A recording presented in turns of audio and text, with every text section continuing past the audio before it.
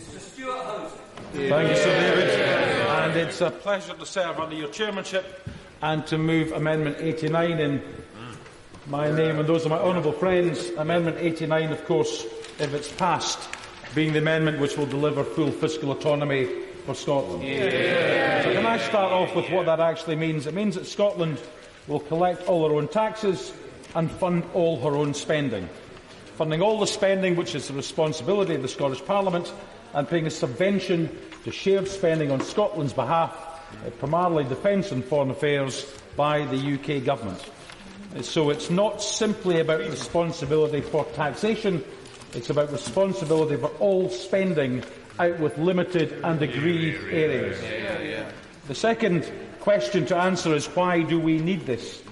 And the answer to that is clear. We need and we deserve important decisions to be taken as close to the people as possible, and more importantly, we need these decisions to be taken in line with the aspirations and democratic choices of the Scottish people. The third question, of course, is what would we do with those powers? And the answer to that depends very much on the view of the Scottish Government of today, the prevailing economic conditions and the most up-to-date economic forecasts.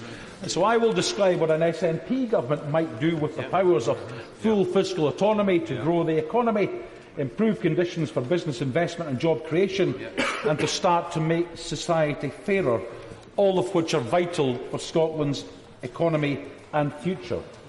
To put that another way, we believe in the transfer of more power to Scotland, not as an end in itself, but because we can exercise those powers, or rather the Scottish Government can exercise those powers to the benefit of Scotland's economy and society.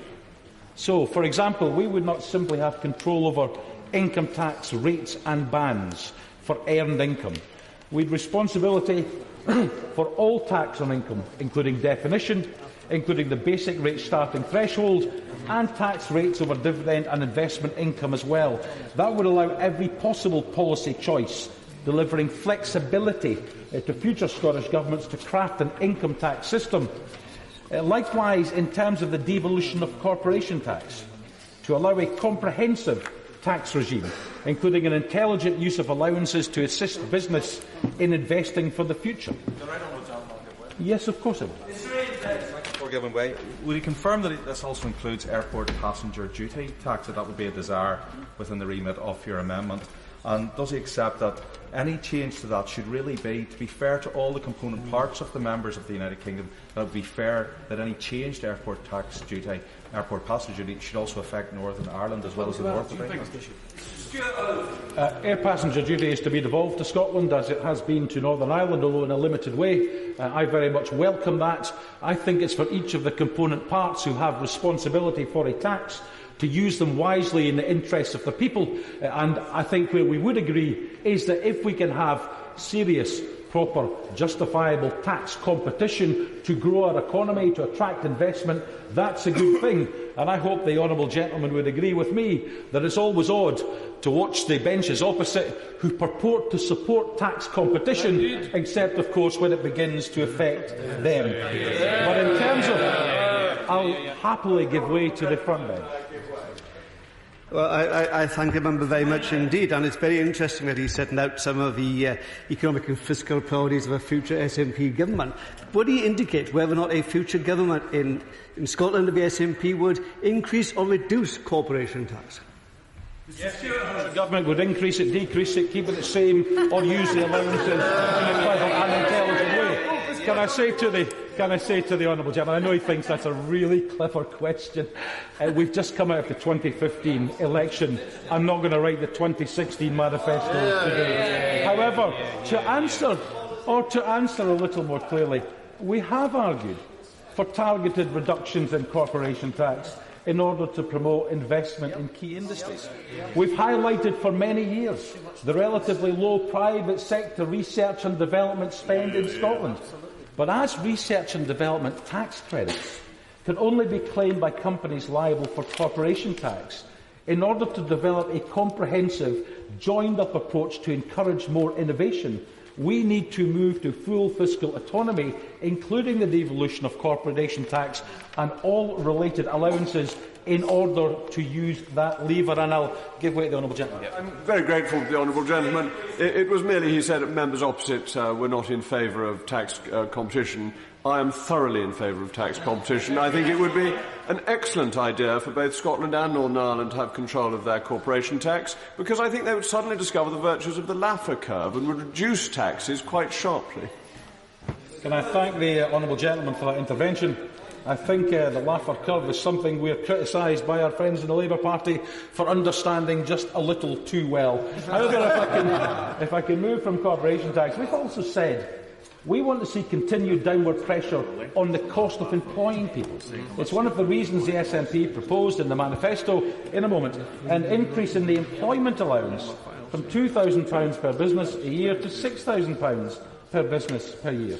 Now, we cannot do that at the present time. We would with the devolution of national insurance as part of a package delivering full fiscal autonomy. I'll give way in just a moment if the honourable gentleman keeps calm. But finally, on the issue of specific powers and what we might do with them, and this relates. I said it's not all about tax, and it isn't. It's about other decision-making, for example, the minimum wage. So we support a rise in the minimum wage to £8.70 by the end of this Parliament. It's the right thing to do. Now, we currently don't have the power in Scotland to do that. So although we will table amendments to transfer that specific power, the last two examples demonstrate why we need full fiscal autonomy to deliver a comprehensive joined-up approach which would allow us to increase the minimum wage to help those in employment who earn the least, while increasing the employment allowance to help support businesses to pay it, and I'll happily give way. Thank you. Will the honourable gentleman just please remind the House, in the 8 years that we've had the SNP Scottish Government, how many times has it exercised its powers to increase or decrease income tax? The honourable gentleman keeps complaining that this place is restricting it from using powers, but just please remind the Scottish people in this House how many times it's used the existing powers that it has. Well, you did against the SNP. Well, the honourable gentleman, and I welcome him to Parliament. He doesn't need to jab his finger or do pointy things. He really doesn't. The small business bonus has cut business rates or reduced them for 80,000 people at £640 million. The Scottish Government is delivering the most effective business rate tax across the whole of the UK. One could make a very strong case that we've ended a tax on ill health by removing prescription charges. Of the honourable gentleman to know what he's talking about, which is why he was defeated in Angus. You see, so far we haven't had a single opposition contribution as to why we shouldn't have full fiscal autonomy. I'm sure one will come, but let me just preface it now. Where are they? The objections we've heard so far are rather odd. They're almost entirely without principle. In essence, they fall back on one or two flawed analyses of the Scottish economy, basically snapshots at one particular point in time in order to say no, and I'll give way to my honourable friend before I make some progress. I'm grateful, honourable friend, for Dundee to give away. Isn't that an extraordinary intervention from the Conservative Party that wants to handcuff itself and not use any of its tax powers at all? We heard from the Chancellor only last week. But doesn't it show the deeper malaise of understanding that when you have tax powers, you don't always use them all the time? For instance, in the last Parliament, VAT was only used once. Let's hope they don't use it again. The point about having tax powers is use the one that is necessary or important to use at that particular point in time. You know, we're willy-nilly using tax powers, as his own Chancellor has conceded. I fear, Sir David, my honourable friend was rather less intervening on me and more on the Tory benches. Education. However, he's absolutely right, and there is no argument too odd for the Conservative Party to deploy. However, in terms of the opposition to full fiscal autonomy, as I said, basing an argument on one or two flawed analyses, a snapshot in time in order to say no. Less a case of analysing all the facts to come to a considered view, and more a case of finding any reason to oppose for opposition's sake, and on that I will happily give way. Here we go. I'm very grateful to the honourable gentleman, who I have a tremendous amount of respect for, and I think he's letting himself down today with the way he's conducting this particular debate. But if he's saying that the Institute for Fiscal Studies is wrong, why then does the very same figure come out from the Scottish Government's own accounts? I've just described these snapshot analyses, and chief of those is the one they pray-and-aid from the IFS. They claimed that in April Scotland would face a relative deficit of £7.6 billion. It may rise by 1920 to £10 billion, and that in itself is enough for our opponents to say no. But that argument, can I say to the honourable gentleman, who I also like and respect, and I won't finish the rest of that sentence, his argument is fundamentally flawed. It is in essence this: even if the IFS figures were true, that UK government economic policy has failed Scotland, and therefore they argue we should keep economic policy in the hands of a UK government which has failed. That simply isn't credible. Now, it is true, of course, Scotland does have a deficit, and so does the UK. They're borrowing £75 billion this year, almost 4 times what the Chancellor promised borrowing would be. The majority of advanced economies run deficits, particularly in difficult times. The UK deficit in 13-14 was £98 billion. Over the 5 years to 13-14, the cumulative deficit was worth £600 billion. The UK has been in deficit for 43 of the last 50 years, and 34 of the 34 members of the OECD, 28 were in deficit in 2013. If deficit alone was a reason to surrender a country's financial independence, then the UK economy would be run from Berlin, and I'll happily give way to the right honourable. I'm grateful to the honourable member. His desire for independence and taxation seems to be to lower taxation. He contemplates raising expenditure, and he's fairly indifferent to deficits. Does he contemplate any kind of fiscal discipline? Our neighbours across the Channel started a single currency, and they, as we would, have a single currency and a single central bank. Had they stuck to their rules on fiscal discipline, the Maastricht criteria, and had they stuck to their no bailout clause, they might have done rather better. What fiscal discipline does he propose, or does he think the English will pick up the bill for whatever decisions the Scottish Government are proposing to make? He was doing so well. We were very clear in our manifesto in terms of increased tax yield, perhaps from the 50p rate of tax at a UK level, from a bank bonus tax, from the banker's levy, from a mansion tax. There were a number of policies which we supported in the manifesto which clearly increased yield. We were also very clear about what we wanted to do in terms of borrowing. We laid out explicitly.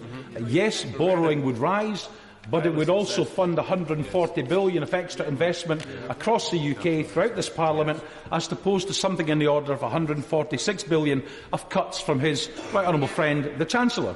The reason that was fiscally sustainable and worked and had discipline is that the deficit and the debt continued to fall every year in this Parliament, so it was a cogent, coherent package that brought in revenue yield, that spent and invested wisely, and still saw the deficit and the debt fall. I think that was the right approach, and that anti-austerity position, which we took strongly to the Scottish people, was self-evidently supported by the majority of those who voted.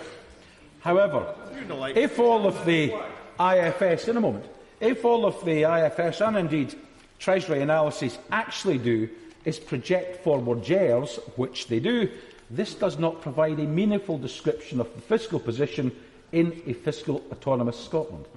Whether Scotland's budget deficit or surplus was larger or smaller under full fiscal autonomy would depend on a huge number of factors, not least the transition process my honourable friends have referred to earlier, the negotiated fiscal framework between Scotland and the rest of the UK, Scotland's contribution to UK-wide public services such as defence, debt interest and international aid, the interaction with the UK macroeconomic framework, and most importantly, the decisions made by the Scottish Government about borrowing, economic policy and public spending.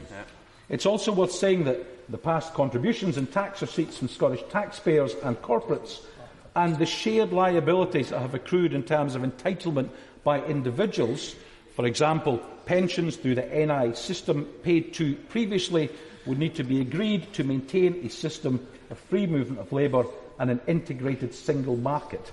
Also, it's worth pointing out, in case somebody thinks I've forgotten about it, in terms of liabilities, we think there would have to be an adjustment to reflect UK-wide costs, such as the decommissioning costs of the North Sea, where the UK government, remember, has received the full benefit of all the tax revenue associated with that economic activity so far. So, in short, the current economic situation is not a reason to say no to full fiscal autonomy. Rather, it is vital in order to tackle the deficit, to avoid further cuts, by giving Scotland the economic levers to grow the economy in order to boost growth and increase revenues. On that point, yes, of course. Would the honourable gentleman agree with me that the key reason that the UK deficit is sitting at close to £1.5 trillion has been the failure to deliver sustainable economic growth over the course of the last few years?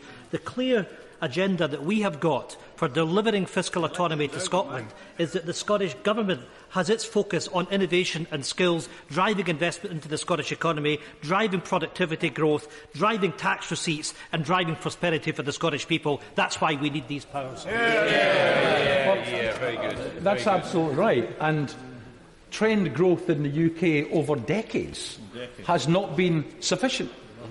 Investment, private sector investment and innovation has been absolutely lamentable. So the honourable gentleman is absolutely right. We need these powers for a reason. But it is important, notwithstanding what's been said, to remember, just in a moment, that Scotland is a prosperous economy, and it's about far more than oil, although to listen to some of our political opponents, one would think that was all the Scottish economy consisted of, but I'll happily give way. Could the honourable gentleman enlighten the House at what level of economic growth he thinks Scotland would require in order to balance the budget? What will the UK need to balance the budget? Well, we need to get trend growth up. We need to have a framework within which we operate that sees the deficit begin to come down.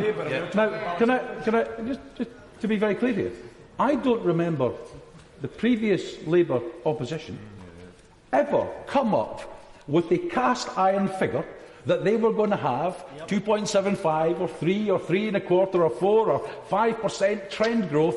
No one would be so silly as to put a figure on it when it's dependent on so many external criteria. Now, I was saying that our political opponents dismiss the Scottish economy, saying it's all about oil. What they seem to forget is in 2 of the last 4 years, our deficit was actually smaller than that of the UK. In the past 34 years, tax revenue per person has been higher than the UK. Indeed, in the last full year, including our geographic share of the North Sea, it was over 10,000 per head compared to 9,700 in the UK. In 1 second, even without North Sea oil, output per head is almost identical to the UK. We remain the third most prosperous and productive of the 12 so-called regions of the UK, and including a pro rata, a geographic share of oil and gas, our output per head is higher than the UK average even today, and I'll happily give... I'm very grateful to the honourable gentleman for giving way, and I've been listening very carefully to his argument. Looking at the Amendment 89 that's in his and his colleagues' names, it's very clear that this would be enabling legislation for the Scottish Parliament at some stage in the future to then legislate to allow to draw down those powers that could be done in part or could be done in whole. What timescale does he envisage for the Scottish Parliament to move to full fiscal autonomy rather than maybe partial fiscal autonomy? And what would he envisage being the interim arrangements were it to only draw down some of those powers? I would like the Scottish Government to be in a position to draw down the powers as quickly as possible. Obviously, in order to draw them all down and use them, requires transitional arrangements to be in place. Agreement. Well, the honourable gentleman saying subsidy, I'll come back to that in just a moment. It requires the tax system to be fully functioning. It requires the macroeconomic, the fiscal framework across the whole of the UK to be agreed. And because that would require agreement between the Scottish Government and the UK Government, that's to say there would be other people at the table who had to say yes to things, it isn't possible to put a hard and fast timetable on the powers. But if we can agree this tonight, if we can agree full fiscal autonomy and the Scottish Government's ability to draw down the powers as he described at the right time, then with goodwill we can get the agreement on the fiscal agreement, on the overarching framework, and we can all get to work. I'll give way again. I'm very grateful again he's being incredibly generous with his time. But will he then tell the House if full fiscal autonomy is so good for the Scottish budget, why he won't support the honourable member for Gainsborough's amendment? I want maximum power for Scotland. I want it as quickly as possible. I'm not like the British Labour Party who keeps saying no and in the absence of no say delay with yet another commission. If the honourable gentleman from Gainsborough presses his amendment to a vote, we will support it. Clarification. Will they vote with the Conservatives and against? But here's the thing. I hope the honourable gentleman, who's grinning like a Cheshire cat, will now get to his feet and tell us if he intends to back the government tonight in opposing powers for Scotland. I think the silence is deafening. Let me continue, Sir David. With more of the arguments our opponents deploy against full fiscal autonomy. Our opponents argue, when they argue against more powers, that there would require to be further cuts. Here comes Labour's cavalry. It's completely...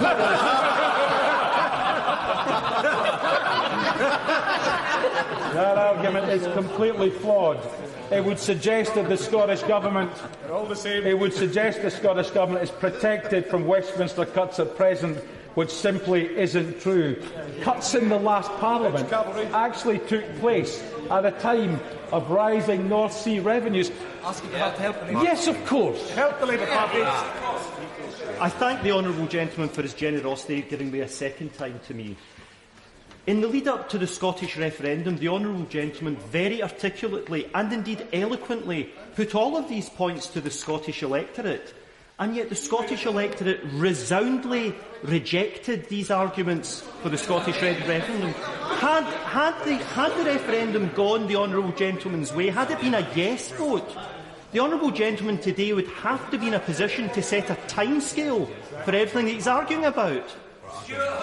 Well, the honourable gentleman was right about one thing. We didn't win the referendum. And therefore, since an election which we did win, we're not bringing forward another mandate for independence. We're bringing forward provisions for full fiscal autonomy. And when I hear Tories who pontificate about responsibility right, left and centre, all of a sudden, when it comes to full fiscal responsibility for Scotland, silence, sitting on their hands and simply saying no. Mr.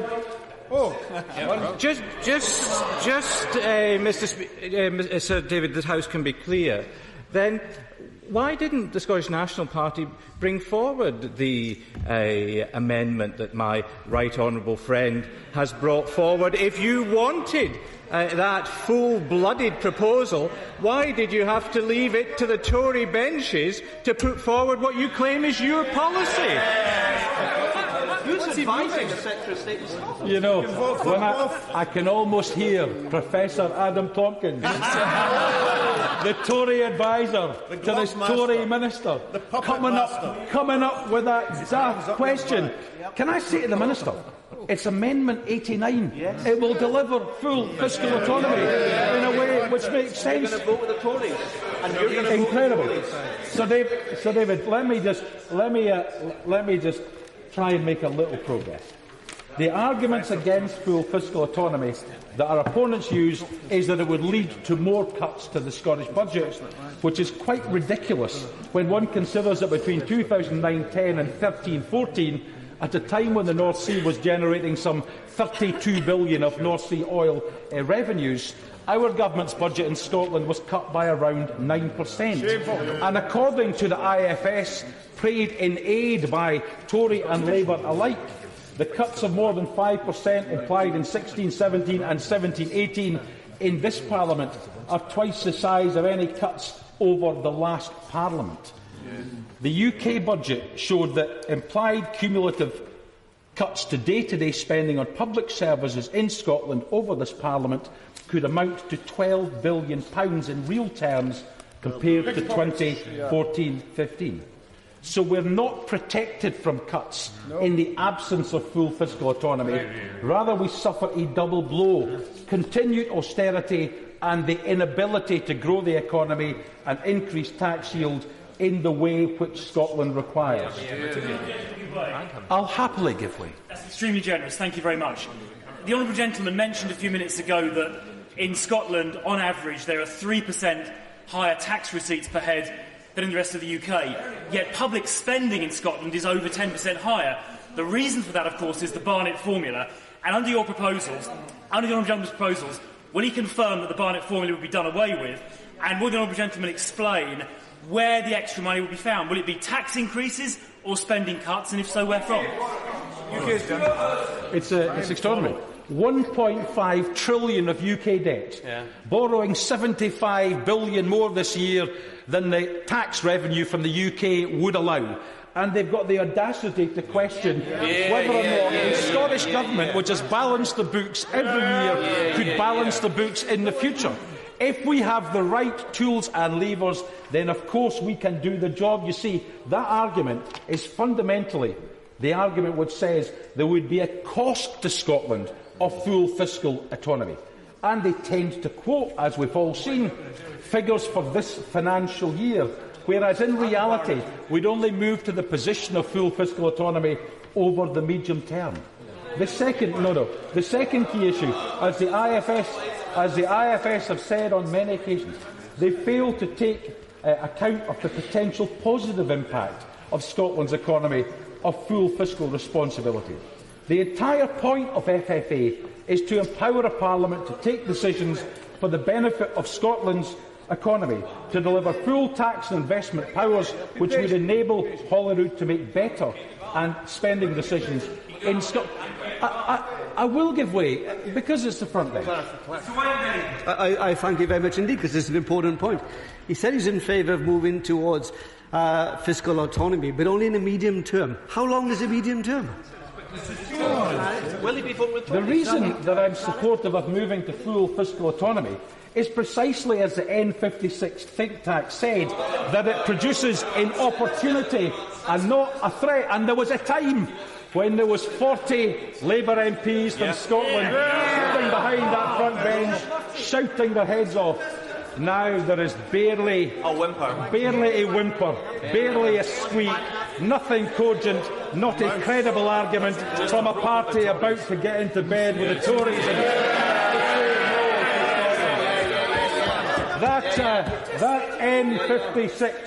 That N56 report that said full fiscal autonomy was an opportunity, not a threat, also said the Scottish GDP could increase by 86% from a baseline of £153 billion in 2012 to £282 billion over 25 years, elevating Scotland to become one of the top 5 wealthiest countries in the world. The 4 Labour frontbenchers are having a wee quiet giggle while we want Scotland to be one of the top 5 wealthiest countries in the world. I'll give way. I'm grateful for the honourable gentleman giving way. He's already said earlier in his debate on this clause that he will increase the deficit to spend to invest. Where have I heard that phrase before? But irrespective of whatever sterling debt his party grows, while he's a member of the sterling area, would he expect the Bank of England to guarantee that debt that his party would incur? That's our central bank as well. First things first, the central bank doesn't guarantee debt. The central bank certainly sets the base rate. But the gilts are issued by the UK government. It would be UK debt, which is precisely why we need to have an agreed fiscal framework within which we operate. I'd have thought that was just common sense.